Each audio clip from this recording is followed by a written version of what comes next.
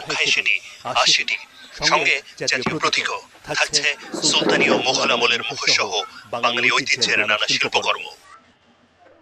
কেবল বৈচিত্র্যময় নয়, এবার নামও বদলেছে মঙ্গল শোভাযাত্রার, হয়েছে বর্ষবরণ আনন্দ শোভাযাত্রা।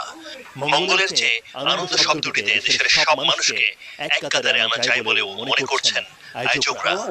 ঢাকা বিশ্ববিদ্যালয়ের উপাচার্য অধ্যাপক নিয়াজ আহমেদ খান বলেন, বৈচিত্র্যময় এই আয়োজন এবার আরো বড় পরিসরে হচ্ছে সবচেয়ে বেশি দৃষ্টির অন্দরও। দেশের 28টি জনগোষ্ঠী সহ নানা শ্রেণী পেশার মানুষ অংশ নিচ্ছে বর্ষবরণের আয়োজনে। একটা প্রশ্ন আপনারা বিভিন্ন পর্যায়ে করেছেন, এই সংবাদ সম্মেলনটিকে আমি খুব আলাদা করে দেখছি না।